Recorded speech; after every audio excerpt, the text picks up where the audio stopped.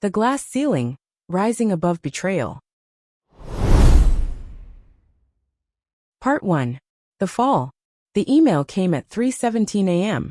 I know because I'd been staring at the ceiling for hours, my hand reflexively caressing my swollen belly, wondering how everything had fallen apart so quickly.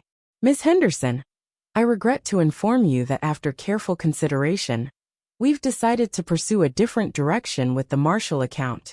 I didn't need to read further.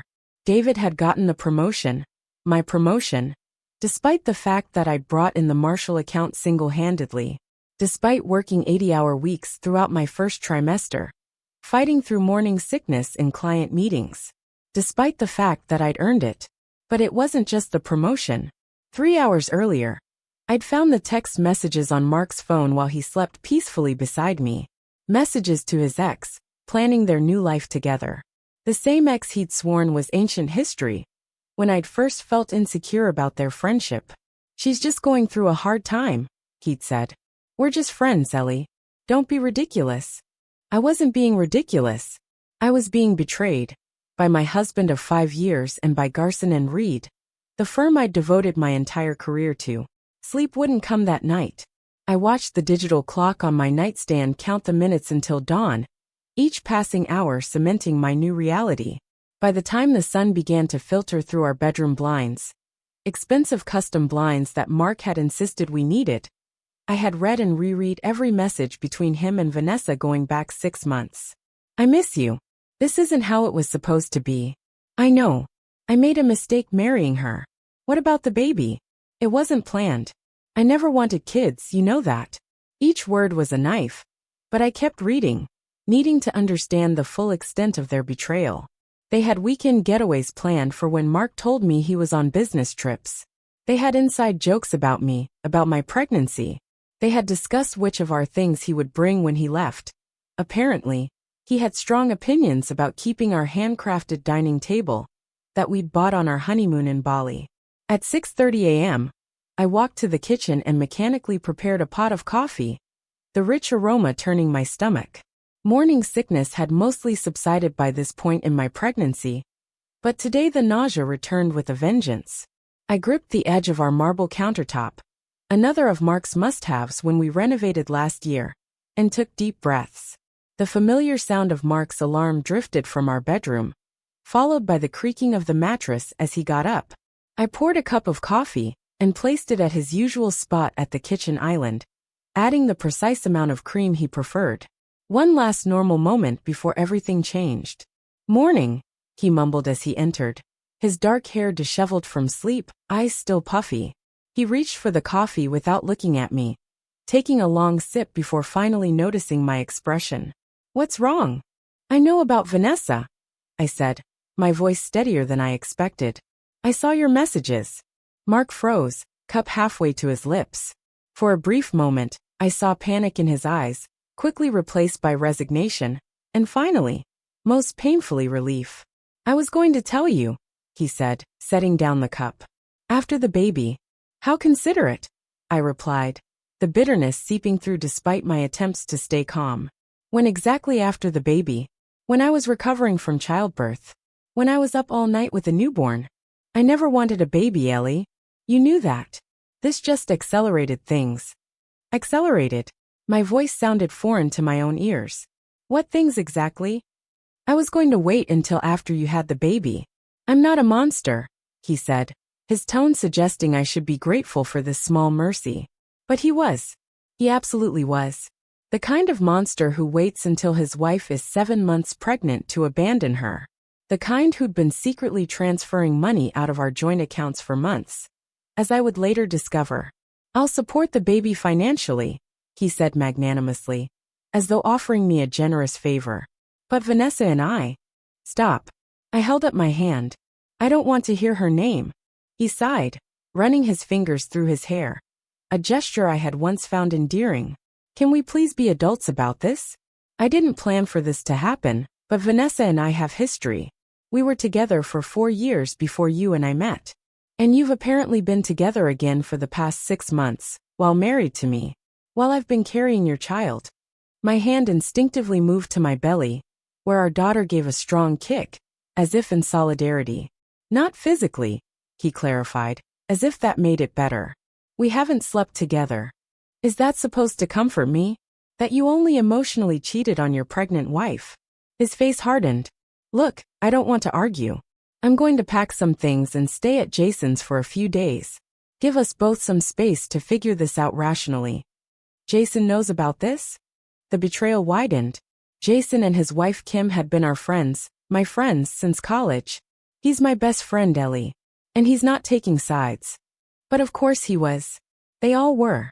In the coming weeks, I would discover just how many of our mutual friends had known about Mark and Vanessa, had seen them together at bars when Mark was supposedly working late, had helped cover for him. As Mark moved around our bedroom, packing a suitcase with practiced efficiency, I sat at the kitchen island, my coffee untouched, and opened my laptop. The work email still glared at me from the screen. 2 devastating blows in one night.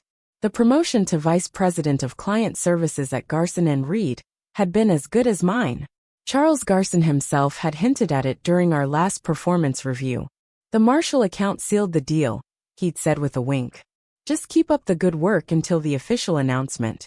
The Marshall account was a cosmetics startup that had exploded in popularity after a celebrity endorsement. I had courted them for months, taking the founder to lunch, learning her business inside and out, presenting a marketing strategy so tailored to her vision that she'd sign with us on the spot.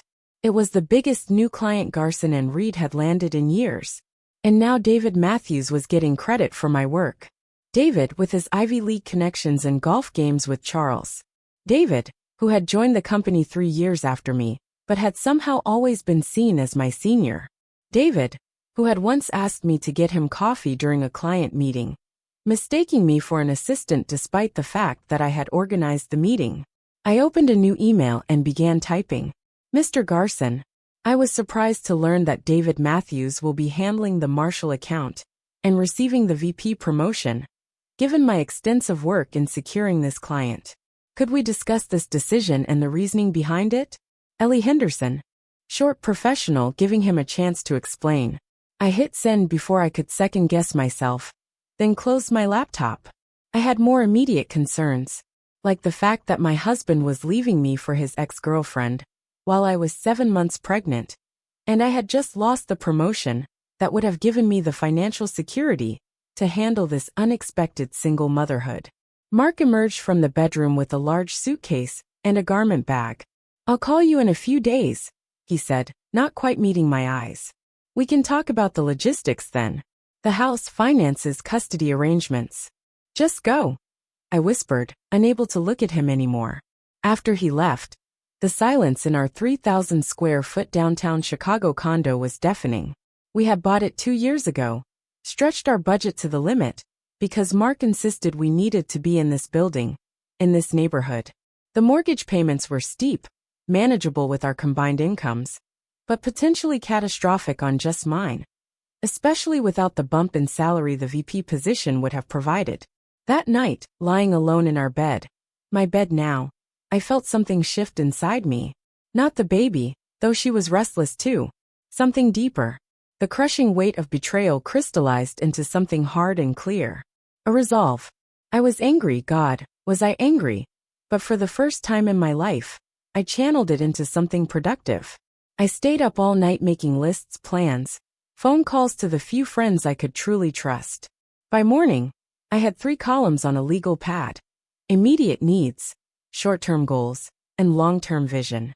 Under immediate needs, lawyer, financial assessment, prenatal appointment, stress couldn't be good for the baby. Under short-term, secure housing I could afford, document everything at work, prepare for maternity leave. Under long-term, a single word, independence. I called Rachel first. Rachel Goldman had been my roommate in college and remained my closest friend despite living in New York for the past 3 years. She worked as a financial analyst for a major bank and had the sharpest mind I knew. That absolute piece of shit, was her immediate response when I told her about Mark. I'm booking a flight right now. You don't have to. Shut up, yes I do. I'll be there tonight. And Ellie, check your bank accounts. Right now. My stomach dropped. I hadn't even thought of that. I pulled up our joint accounts on my phone while still on the call with Rachel.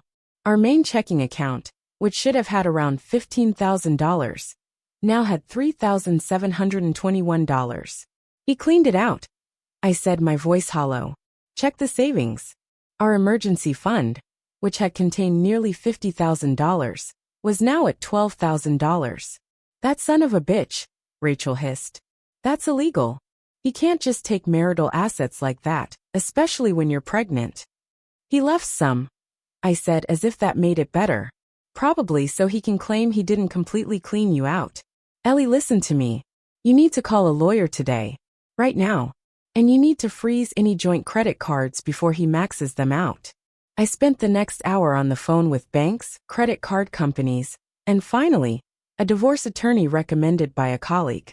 Marina Alvarez was known for being a shark, particularly in cases involving financial betrayal. I can see you this afternoon, she said after I gave her a brief overview of my situation. Bring any financial records you can access, and we'll get started right away. My next call was to my OBGYN, Dr. Patel, explaining the situation and asking for an emergency appointment to check on the baby, given the stress I was under. She fit me in for later that day. Rachel arrived at 7 p.m., letting herself in with the spare key she'd always had. She took one look at me, still in yesterday's clothes, eyes swollen from sporadic crying, and pulled me into a hug. We're going to destroy him, she whispered fiercely into my hair. But first, we're going to make sure you and this baby are taken care of. My best friend Rachel came over the next day, armed with ice cream and practical advice. You need a lawyer, she said plainly. Not just for the divorce, but for work. What they did is textbook pregnancy discrimination. I can't afford a lawyer now, I said. Mark took almost everything. Rachel's eyes narrowed. Then we document everything. Every email, every conversation. You start building your case now. And that's exactly what I did. Part 2. The strategy. I went into the office the next morning with my head held high, though I felt anything but confident. David, the newly promoted VP, smiled at me with what I'm sure he thought was sympathy, but read as pure condescension. Ellie, I heard about everything. If you need to take some time. I'm fine, I said, cutting him off. And congratulations on the promotion.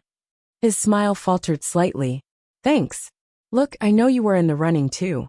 If it helps, Charles said it was a really tough decision. I'm sure it was, I replied evenly. The Marshall presentation I created must have looked great with your name on it. His face flushed. That's not. I have a client call in 5 minutes, David. We can discuss the transition of my accounts to you later. Walking away from him, I felt a small surge of satisfaction. It wasn't much, but it was something, a tiny reclamation of my dignity. Charles Garson had not responded to my email. I hadn't expected him to. Charles avoided confrontation like the plague, preferring to delegate difficult conversations to HR or other executives. Sure enough, by mid-morning, I had a meeting request from Diane Porter, the head of human resources. Ellie, thank you for coming in, Diane said when I entered her office at the appointed time. She was in her late 50s, with immaculately styled silver hair, and a perpetual expression of professional concern. I wanted to check in after the recent announcements. You mean after David was given credit for my work and promoted accordingly? I said, keeping my tone pleasant but direct. Diane's smile didn't waver. I understand you feel overlooked. But I assure you, many factors go into these decisions. David has been on a leadership track for some time. As have I pointed out, with better client retention rates and higher revenue generation. Your performance has been excellent, she acknowledged. But leadership qualities encompass more than just numbers. There's also the matter of long-term commitment to the company. And there it was, the real reason. My pregnancy. I wasn't aware that starting a family indicated a lack of commitment to my career, I said. Is that the official position of Garson and Reed? Diane's eyes widened slightly. Of course not. We pride ourselves on being a family-friendly workplace. But the timing of a VP promotion, with you going on maternity leave in just a few months, Charles felt it might put undue pressure on you during what should be a special time. How considerate, I echoed my earlier words to Mark. And was David consulted about whether his promotion would put undue pressure on him? That's hardly the same. It's exactly the same, Diane. Except that I'm pregnant and he's not. Which makes this decision discriminatory. Diane's professional veneer cracked slightly. That's a serious accusation, Ellie. Yes, it is. One that I've documented thoroughly, including Charles's comment that the Marshall account, which I secured, had sealed the deal for my promotion. This was a slight exaggeration of what Charles had said, but the panic that flashed across Diane's face was worth it. Perhaps we should schedule another conversation when emotions aren't running so high, she suggested. In the meantime, I want to assure you that your position here is secure, and we fully support your upcoming maternity leave. I smiled thinly. Thank you, Diane. I'll be taking detailed notes of our future conversations as well. Over the next few weeks, I became a model employee. I arrived early, stayed late, took on additional projects despite being in my third trimester. But all the while I was documenting, recording conversations on my phone when legal, taking meticulous notes after meetings, forwarding emails to my personal account. I also began reaching out to Garson and Reed's clients, the ones I'd built relationships with over the years. Not to poach them, not yet, just to maintain connections, to let them know how much I valued working with them. I'll be going on maternity leave soon, I told Adrian Marshall during a lunch meeting. But I wanted to assure you personally that your account will be well handled. Adrian, a shrewd businesswoman in her early 40s who had built her cosmetics company from scratch, studied me over her salad. By David Matthews? I met him last week. Seems a bit conventional in his thinking. I kept my expression neutral. David has a wealth of experience. But he's not you, she said bluntly. You understood my vision from day one. You knew my target demographic, because you are my target demographic. I signed with Garson and Reed because of you, Ellie. I appreciate that. Will you be coming back after maternity leave? That's the plan, I said, though the seed of an alternative was already taking root. Good. Because if you decided to go elsewhere. She left the implication hanging in the air between us. At home, I transformed my guest room into a makeshift office. While Mark texted about needing to come by for his things, I researched pregnancy discrimination lawsuits and small business loans. I reconnected with former colleagues who had gone out on their own. And most importantly, I started drafting a business plan. Marina, my divorce attorney, was making progress. She had filed for an emergency hearing regarding the marital assets Mark had taken, and was building a case for financial support during my pregnancy and after. He's claiming that some of the money was his personal savings from before your marriage, she told me during one of our meetings. We're demanding documentation, of course, and given your condition and his abandonment, we're in a strong position to request temporary spousal support immediately. What about the condo? I asked. The mortgage payment was due in a week, and while I could cover it with what remained in savings, that would leave me dangerously low on funds. We're asking that he continue to pay his share until the property can be sold, or one of you buys the other out, Marina said. In the meantime, don't leave. That could be construed as abandonment of the property. Mark had removed more of his belongings while I was at work, leaving a house key on the kitchen counter. Through Marina, he communicated that he would be living with Vanessa going forward, and wanted to discuss selling the condo as soon as possible. He wants to start fresh with his new girlfriend while I'm about to give birth, I said to Rachel during one of our nightly phone calls. She had returned to New York, but remained my lifeline to sanity. And he expects me to just, what? Find a new place while 8 months pregnant. He's going to look like such an asshole in court, Rachel said. No judge is going to side with the guy who abandoned his pregnant wife for his ex-girlfriend. She was right, of course. The emergency hearing resulted in a temporary order for Mark to return half of the funds he had taken, and to continue paying his portion of the mortgage and utilities until a final settlement could be reached. It was a small victory, but I needed it desperately. As my due date approached, I finalized my maternity leave plan with Garson and Reed. 12 weeks, as permitted by the Family and Medical Leave Act. Unpaid, of course, because America is nothing if not punitive to new mothers. I had saved enough to cover my expenses during that time, especially with Mark now legally required to provide support. The baby, my daughter, arrived 2 weeks early, after 18 hours of labor, with Rachel by my side because Mark had a work commitment, as if missing the birth of his child for work was somehow more acceptable than missing it for his girlfriend. Maya Elizabeth Henderson entered the world at 7 pounds, 4 ounces, with a shock of dark hair and her father's blue eyes. I named her Maya, after my grandmother, who had raised 3 children on her own after my grandfather died in Vietnam. Elizabeth was my mother's name. My mother, who had flown in from Arizona the moment Rachel called to say I was in labor, and who now sat beside my hospital bed, cradling her granddaughter with tears in her eyes.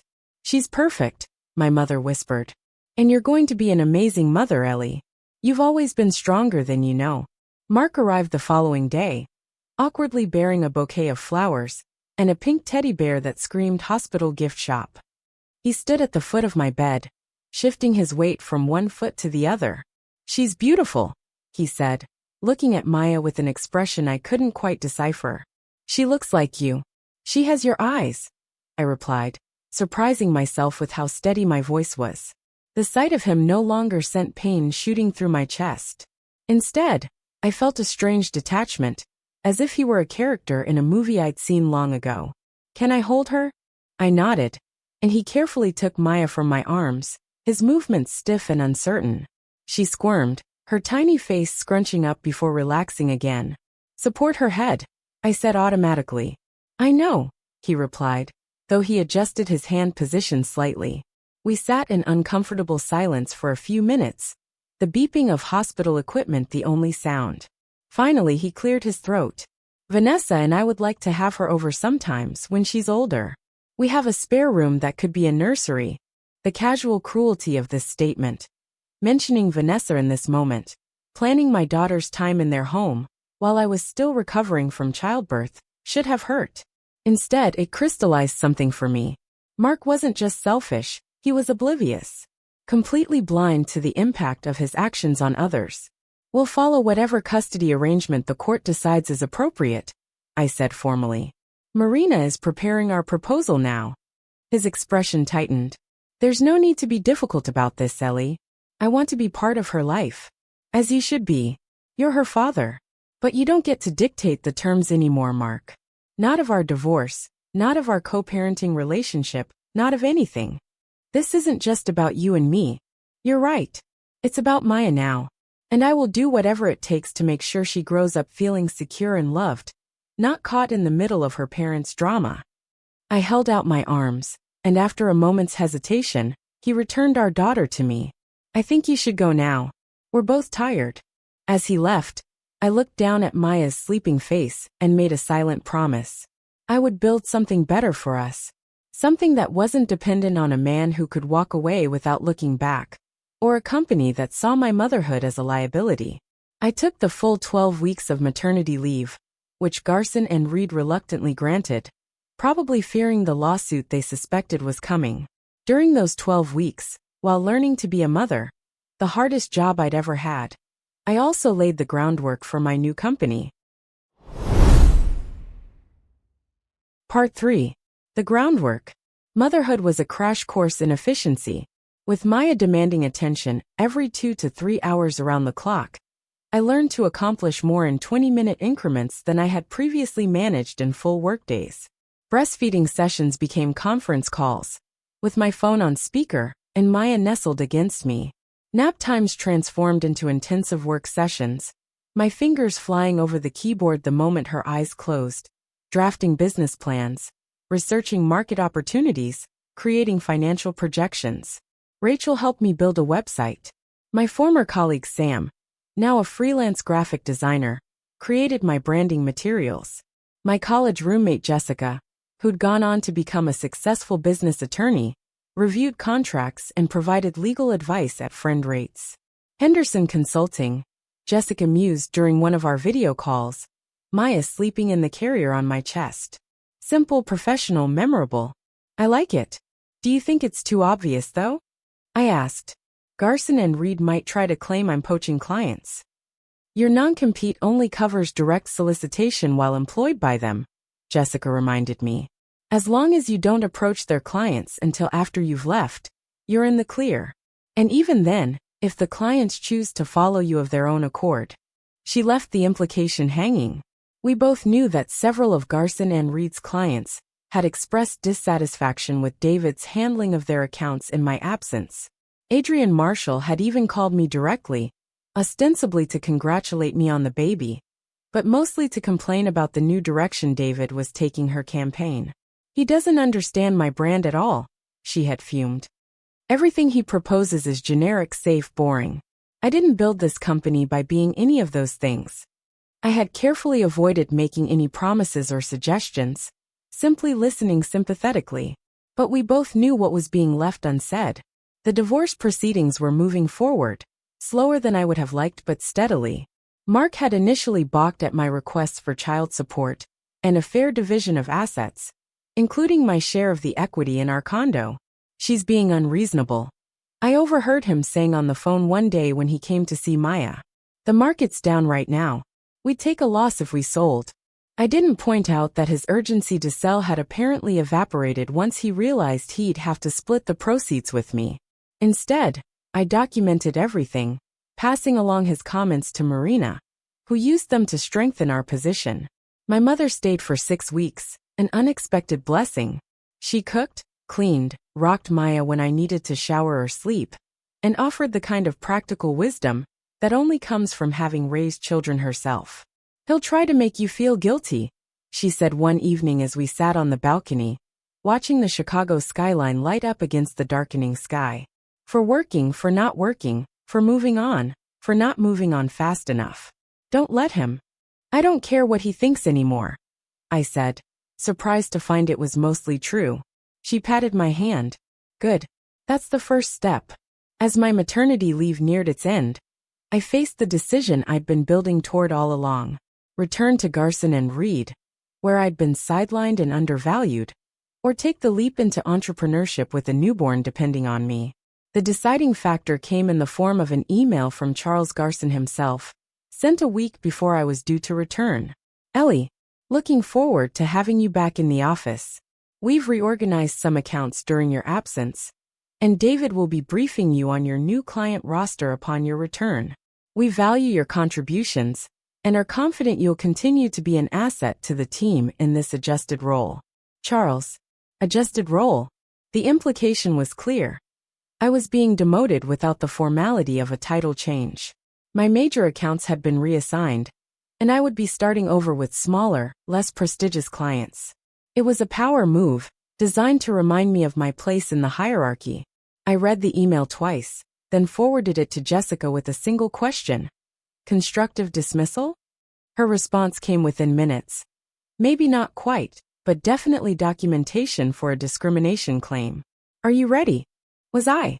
I looked at Maya, sleeping peacefully in her bassinet beside my desk. I thought about returning to an office where I'd be sidelined, watching David take credit for my ideas, being expected to prove myself all over again while juggling new motherhood. I thought about the business plan sitting on my laptop, the website ready to launch, the potential clients who had subtly indicated they would follow me if I struck out on my own. "Yes," I replied. "I'm ready." By the time I returned to Garson and Reed, everything was in place. I worked there for exactly 2 more weeks, gathering final documentation and confirming which clients might follow me. I sat through patronizing meetings where David explained my new role, nodding politely while saving every condescending email, every telling reassignment. Then I walked into Charles's office with a folder containing 2 items: my resignation letter and a notice of intent to sue for pregnancy discrimination. "You don't want to do this, Ellie," Charles Garson said, his face flushing with anger. "Think about your reputation in this industry." "I have," I replied calmly. "Have you thought about yours? About how potential female employees might react to learning how you treat pregnant women? How clients might feel about a firm with a discrimination suit against them?" Charles stared at me, his expression cycling through shock, anger, and finally calculation. He was above all else a businessman. "What exactly are you looking for here, Ellie?" he asked, his tone shifting to something more conciliatory. "A fair settlement that recognizes the discrimination I faced, And no interference when I launch my own consulting firm, I said directly. No non-disparagement clauses preventing me from discussing my experience here. And no attempts to enforce the non-compete, which wouldn't hold up in court given the circumstances anyway. He was silent for a long moment, fingers steepled under his chin. And in return, I won't pursue a public lawsuit that would damage the firm's reputation and open the floodgates for other women to come forward. I knew I wasn't the only one who had been sidelined after announcing a pregnancy. Maria in accounting, Jen in creative. Both had mysteriously been passed over for promotions after returning from maternity leave. We'd need to keep the settlement confidential, he countered. I won't sign an NDA that prevents me from acknowledging discrimination occurred, I said firmly. But I'm willing to keep the specific terms of the settlement private. It took 3 more meetings and 2 weeks of negotiations, but in the end, I left Garson and Reed with a settlement that covered my startup costs, and then some. I walked out of those glass doors for the last time with my head high, carrying Maya in her carrier. Part 4. The Rise. Henderson Consulting launched 1 month later. I started small, working from my converted guest room while Maya napped, taking client calls with her strapped to my chest. My first clients were the ones who had followed me from Garson and Reed, the ones who valued my work enough to take a chance on my new venture. Adrienne Marshall was the first to sign. I've been waiting for this, she said when I called to officially pitch my services. David tried to convince me that you were taking an extended break to focus on motherhood. As if having a baby somehow erased your brain. That's rich, coming from a man who needs help operating the office coffee maker, I replied, making her laugh. So what can you offer that Garson and Reed can't? She asked, turning serious. Personalized service from the person you actually hired, not an account manager 3 levels removed, I said. Strategic thinking that isn't diluted through layers of corporate approval. And most importantly, a perspective that includes women like us, working mothers who refuse to be sidelined. She signed the contract that afternoon. Other clients followed. A boutique hotel chain I'd worked with for years, a sustainable fashion startup, a tech company with a predominantly female user base. All businesses that valued the perspective I brought, that saw my experience as a working mother as an asset rather than a liability. It wasn't easy. There were nights I cried from exhaustion, days I questioned everything. Maya went through a sleep regression at 4 months that nearly broke me. I worked while she slept, sometimes getting only 3 or 4 hours of rest myself. My mother flew in for another visit when she heard the fatigue in my voice during our daily calls. You need help, she said plainly when she arrived. This isn't sustainable. She was right. The next week, I hired a part-time nanny, a graduate student named Zoe who came 3 mornings a week, so I could schedule client meetings and focus on work without interruption. It was a financial stretch, but a necessary one. The divorce was finalized 6 months after I launched the company. Mark agreed to a fair settlement, likely realizing that fighting me would cost more in legal fees and public goodwill than simply meeting my reasonable requests. We established a custody arrangement that gave him weekend visitations and 1 evening a week, less than the standard arrangement, but reflective of his limited interest in active parenting. 6 months in, Mark called outside of our usual co-parenting communications. I heard about your company, he said, his voice oddly subdued. Congratulations. I thanked him politely, keeping the conversation brief. What he didn't tell me, what I would learn later from a mutual friend, was that Vanessa had left him after he lost his job due to company-wide layoffs. He'd moved into a studio apartment and was struggling to find work. It should have felt like karmic justice, but instead, I felt a strange sense of emptiness. The man who had once been the center of my world was now just a peripheral figure, someone whose fortunes no longer affected my own. By Maya's first birthday, Henderson Consulting had grown enough that I needed to hire help. I leased a small office space in a co-working building that offered on-site childcare, an essential feature that allowed me to have Maya nearby while maintaining a professional environment for client meetings. I hired 2 employees, both women who'd faced their own challenges in traditional corporate environments. Layla had been passed over for promotion at her previous firm despite outperforming her male colleagues. Jenna had been let go during her maternity leave in a suspicious restructuring. They brought talent, determination, and a deep understanding of our mission to the team. Our niche quickly became clear. We specialized in marketing to women, particularly mothers, a demographic with enormous purchasing power that was often misunderstood by traditional agencies.